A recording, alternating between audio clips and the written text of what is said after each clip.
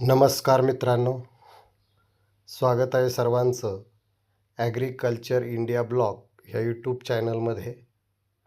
तर पहा मित्रांनो, आज आपल्यासाठी खूप छान सुंदर असा विषय मी घेऊन आलेलो आहे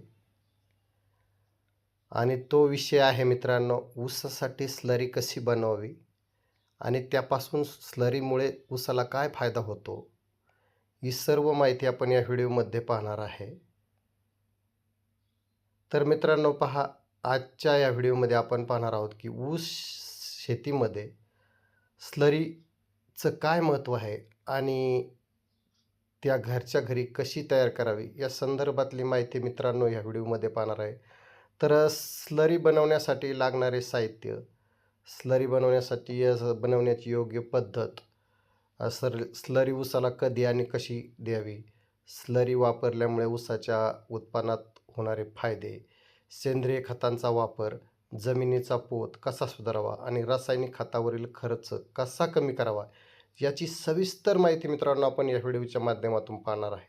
त्यासाठी मित्रांनो तुम्ही जर माझ्या चॅनलवरती नवीन असेल तर मित्रांनो माझ्या चॅनलला सबस्क्राईब करा आणि इतर मित्रमंडळींनासुद्धा मित्रांनो आपण हा व्हिडिओ शेअर करू शकता. कारण खूप छान सुंदर माहिती आहे या व्हिडिओमध्ये आणि व्हिडिओ शेवटपर्यंत पहा.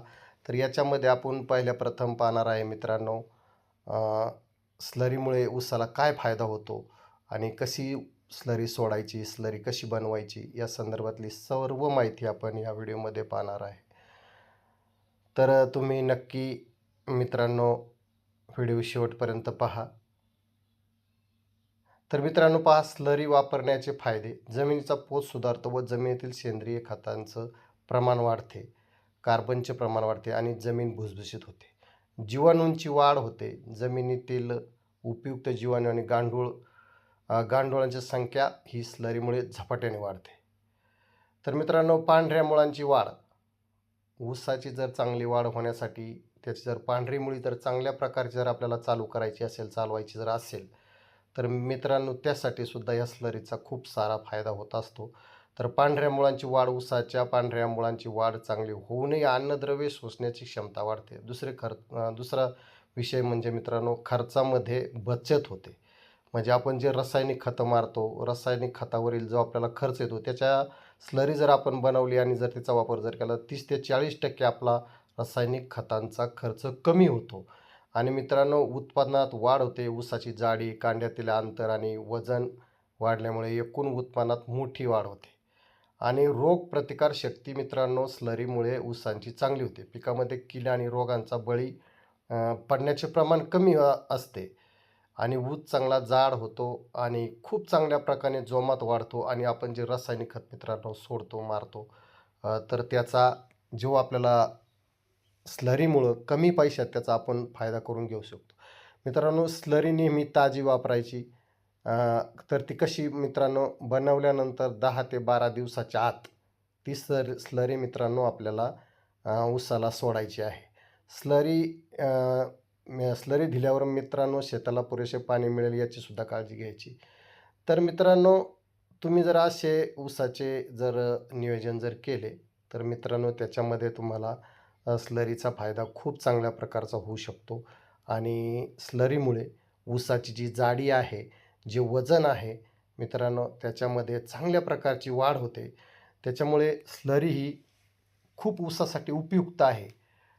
त्याच्यामुळे मित्रांनो अवश्य तुम्ही महिन्यातून एकदा तरी तुमच्या ऊसाला स्लरी बनवा आणि ती स्लरी तुमच्या ऊसाला जर महिन्यातून एकदा पाण्यामधून सोडली किंवा तुमच्याकडे ड्रीप असेल किंवा तुम्ही ड्रीपद्वारे सोडली तरी चालेल. पण ड्रीपद्वारे जर सोडायचं म्हटलं तर तुम्हाला ती स्लरी चांगली गाळून घ्यावी लागेल. त्यावेळेसच ती ड्रीपमधून जाईल, अन्यथा ती ड्रीपमध्ये गुंतेल. त्यापेक्षा जर तुम्ही ती पाण्यातून जर सोडली तर ती पाण्यातून कशा पद्धतीची सोडायची ते सुद्धा आपण पाहणार आहे. सगळ्या गोष्टी आपण त्याच्यामध्ये पाहणार आहे. फक्त तुम्ही व्हिडिओ शेवटपर्यंत पहा. तर मित्रांनो बघा, तुम्हाला मी प्रत्यक्षात जे माझे टँक आहे जे बनवलेले आहे स्लरीचे, ते प्रत्यक्षात तुम्हाला टँक मी आता या व्हिडिओमध्ये दाखवणार आहे. तर मी साधारणपणे मित्रांनो एक 4-5 टँक 200 लिटर पाण्याचे बनवलेले आहेत. त्याच्यामध्ये ती स्लरी मी मित्रांनो रापायला घातलेली आहे. तर अशा पद्धतीने आपणसुद्धा तुमचं जसं क्षेत्र असेल, जसा ऊस असेल त्या पद्धतीने तुम्ही 200 लिटरच्या एक बॅरलमध्ये अशा पद्धतीनं तुम्ही ती स्लरी बनवू शकता. तर त्याच्यामध्ये मग तुम्हाला जेवढी पाहिजे तुम्ही 1 टँक बनवू शकता, 2 टँक बनवू शकता, 3 टँक बनवू शकता. तर त्याच्यामध्ये काय काय वापरायचं आहे आपल्याला हे आपण ह्या व्हिडिओच्या माध्यमातून पाहणार आहे. स्लरी बनवायचे साहित्य काय काय लागतं हे सर्व आपण याच्या माध्यमातून पाहणार आहे आणि सर्व गोष्टी तुम्हाला प्रॅक्टिकल मी दाखवणार आहे. त्यासाठी तुम्ही व्हिडिओ शेवटपर्यंत पहा. तर मित्रांनो बघा काय करायचं आहे. खूप छान सुंदर आणि साधा त्याच्यामध्ये उपाय आहे. तर आपल्याला स्लरी बनवायचं काय साहित्य लागतं आहे ते मित्रांनो तुम्हाला मी आता सांगत आहे. तर आपण नक्की ध्यान देऊन आणि लक्षपूर्वक ऐका. तर बघू शकता मित्रांनो पहा हे समोर मी एक 4-5 200 लिटरचे बॅलर घेतलेले आहेत आणि त्याच्यामध्ये बघा ही स्लरी बनवलेली आहे. तर ही मित्रांनो स्लरी आपण ऊसालाही वापरू शकता, कांद्याला वापरू शकता, सर्व पिकांना आपण ही स्लरी वापरू शकता. बघू शकता जवळपास 5 ते 6 बॅलर मी भरवलेले आहेत ते स्लरीचे.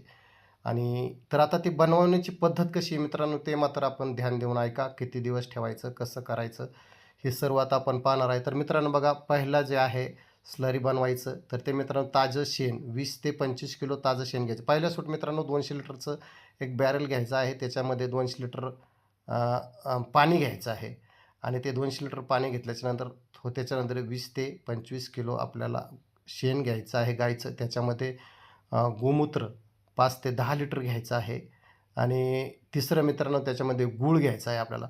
1 ते 2 किलो गूळ घ्यायचा आहे त्याच्यामध्ये. मग त्याच्यामध्ये तुम्ही काळा गूळ घेऊ शकता किंवा लाल घेऊ शकता. त्याच्यामध्ये मग जीवाणू वाढीसाठी मित्रांनो आपल्याला बेसन पीठ घ्यायचं आहे. तर आता बेसन पीठ किती घ्यायचं आहे मित्रांनो? बेसन पीठ हरभऱ्याच्या डाळीचं बनवलेलं असतं. तर ते मित्रांनो बेसन पीठ तर पहा मित्रांनो बेसन पीठ घ्यायचं ते 1 ते 2 किलो घ्यायचं. बेसन पिठामुळं काय होतं आहे मित्रांनो जीवाणूचा प्रथिनेचा जो पुरवठा करण्यासाठी बेसन पिठाचा खूप फायदा होतो मित्रांनो. त्याच्यामध्ये मग पाणी गरजेनुसार पाणी ड्रम भरेपर्यंत म्हणजे तुमचं 200 लिटरचं जे ड्रम आहे ते भरेपर्यंत त्याच्यामध्ये पाणी घ्यायचं आहे. हे आपण सगळं साहित्य टाकल्याच्यानंतर मित्रांनो आणि ते जे ड्रम आहे ते वडाच्या किंवा पिंपळाच्या झाडाखाली ठेवायचं आहे सावलीला. त्याच्यामध्ये मूठभर आपल्या बांधावरची नैसर्गिक माती जीवाणू जास्त असतात त्यासाठी बांधावरची माती घ्यायची आहे आणि ती माती मित्रांनो त्याच्यामध्ये घालायची आहे. तर मित्रांनो आता ही स्लरी आपण भरून झालेलं आहे. तर मित्रांनो काय करायचं आहे तर मित्रांनो आपण हे सर्व एकत्र घेतल्याच्यानंतर आता स्लरी बनवायची कशी बघा. मिश्रण तयार करणे. 200 लिटरच्या प्लास्टिक पाणी ड्रममध्ये शेण, गोमूत्र, गूळ आणि बेसन एकत्र करून आपण घेतलेलं आहे. त्याच्यामध्ये पाणी आपण टाकी काठोकाठ भरण्याइतकी आपण भरून घेतलेली आहे. त्याच्यानंतर मग काय करायचं मित्रांनो ते आपल्याला ढवळून घ्यायचं आहे चांगल्या प्रकारचं जेणेकरून गूळ तसा राहणार नाहीत. आणि मित्रांनो कुजण्यासाठी ही प्रक्रिया हा ड्रम सावलीत ठेवायचा. दिवसातून 2दा सकाळ आणि संध्याकाळी काठीने हे मिश्रण मित्रांनो आपल्याला हलवायचं आहे.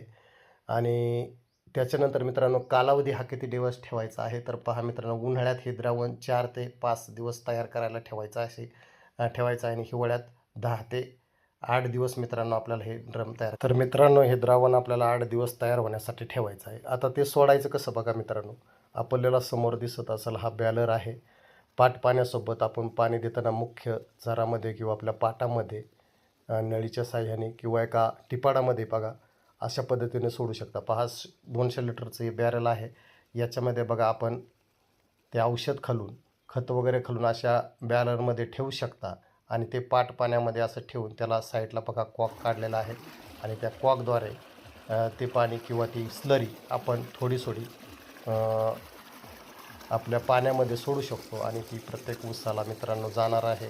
प्रत्येक सरीच्या ऊसामध्ये सारख्या प्रमाणात जातं. त्याच्यामुळं बँडापाशी असा एक बॅरल भरून ठेवायचा आणि त्याच्यातून ते पाणी मित्रांनो आपल्या ऊसापर्यंत जाणार आहे. तर अशा पद्धतीनं एका टिपाडाला 200 लिटरच्या खाली तळाशी एक कॉक काढायचा आणि त्या पद्धतीनं तुम्ही असं सोडू शकता. दुसरी गोष्ट मित्रांनो तुमच्याकडं जर ठिबक सिंचन जर असेल तर तुम्ही ठिबकच्या माध्यमातून हे द्रावण सोडू शकता. जेणेकरून सुती कपड्याने मित्रांनो 2-3 वेळा व्यवस्थित तुम्हाला हे पाणी गाळून घ्यावे लागेल आणि ड्रीपद्वारे ते पाणी सोडावे लागेल. म्हणजे काय होईल ड्रीपमध्ये ते पाणी गुंतणार नाही किंवा त्याच्यातले जी घाण कचरा आहे तो ड्रीपमध्ये गुंतणार नाही. त्याच्यामुळे तो 2-3 वेळा चांगला सुती कपड्याच्या मध्ये गाळून घेऊन अशा पद्धतीनं तुम्ही मित्रांनो आपल्या ऊसासाठी त्याचं ते बनवलेलं स्लरी द्रावण आपल्या ऊसाला सोडू शकता. सोडण्याची पद्धत खूप मी सांगितलेलं आहे छानपणे. एक बॅरल बनवायचा 200 लिटरचा, त्याला एक कॉक करायचा आणि त्या कॉकच्या माध्यमातून तुम्ही तो बॅरल भरून तुमच्या ऊसाला म्हणे, कांद्याला म्हणा, कोणत्याही पिकाला अशा पद्धतीने स्लरी बनवून तुम्ही सोडू शकता. आता मित्रांनो, स्लरीमुळे काय फायदा होत आहे ते पण आपण पाहणार आहोत. तर मित्रांनो, स्लरी वापरण्याचे फायदे काय बघूया आपण. जमिनीचा पोत सुधारतो, जमिनीतील सेंद्रिय कार्बनचे प्रमाण वाढते आणि जमीन भुसभुशीत होते, जीवाणूंची वाढ होते. अशा प्रकारे मित्रांनो ह्या स्लरीचा आपल्या त्याच्यामध्ये ऊसाची जाडी चांगली वाटते, पांढरी मुळी चांगल्या प्रकारची चालते. अशा पद्धतीने जर मित्रांनो तुम्ही जर तुमच्या ऊसाची जर काळजी घेतली तर मित्रांनो खूप छान पद्धतीनं तुम्ही ऊसाचे एकरी 100, 150, 150 ते 200 टन ऊस काढू शकता. अशी खूप छान सुंदर मित्रांनो ही स्लरी बनवायची आणि सोडायची पद्धत मी आपणाला सांगितलेली आहे. तरी मित्रांनो, आपण रासायनिक खताचा वापर जास्त करण्यापेक्षा अशा जर सेंद्रिय खतांचा, नैसर्गिक खतांचा जर वापर जर केला तर मित्रांनो तो तुमच्या ऊसासाठी खूप फायद्याचा असणार आहे आणि खूप चांगला ऊसाचं तुम्हाला त्याच्यामध्ये पीक, चांगल्या प्रकारची त्याच्यामध्ये तुम्हाला वाढ मिळणार आहे. तर मित्रांनो, अशा पद्धतीने जर आपण अ, तुमच्या ऊसासाठी जर स्लरी बनवली तर खूप छान फायदा होईल. तर मित्रांनो, मला एकच विनंती करायची आहे. हा माझा व्हिडिओ आपणास कसा वाटला एक कमेंट करून सांगायचं आहे. आणि मित्रांनो, व्हिडिओ आवडला असेल तर लाईक करा, तुमच्या शेतकरी मित्रांसोबत व्हिडिओ शेअर करा आणि आपल्या चॅनलला सबस्क्राईब करायला विसरू नका. जेणेकरून या स्लरीमुळे अनेक शेतकऱ्यांच्या ऊसाला फायदा होईल. तर मित्रांनो, विनंती आहे, नवीन जर माझ्या चॅनलवरती आपण असेल तर प्लीज चॅनलला सबस्क्राईब करा आणि असेच नवीन नवीन माहितीचे व्हिडिओ पाहण्यासाठी माझ्या चॅनलला जोडून राहा, एवढीच विनंती करतो. आणि माझा हा व्हिडिओ इथे मी समाप्त करत आहे. तर नक्की एक कमेंट करून सांगायचं आहे, हा प्रयोग कसा वाटला, कशी पद्धत वाटली, नक्की एक कमेंट करून सांगायचं. आपण कुठून हा व्हिडिओ पाहता ते पण सांगायचं आहे. आणि पुन्हा एकदा विनंती करतो की माझ्या चॅनलला सबस्क्राईब करा. आणि हा व्हिडिओ मित्रांनो तुम्हाला जेवढ्या होईल तेवढ्या मित्रांना तुम्ही तुमच्या व्हॉट्सअप ग्रुपच्या माध्यमातून, फेसबुकच्या माध्यमातून किंवा इंस्टाग्रामच्या माध्यमातून तुमच्याकडे जे माध्यम असेल त्यातून इतर मित्रमंडळींनासुद्धा हा व्हिडिओ शेअर करा, एवढीच विनंती करतो. आणि माझा व्हिडिओ आपण शेवटपर्यंत पाहिल्याबद्दल खूप खूप धन्यवाद. रामकृष्ण हरी. मी येथेच व्हिडिओ समाप्त करतो. जय महाराष्ट्र, जय जवान, जय किसान.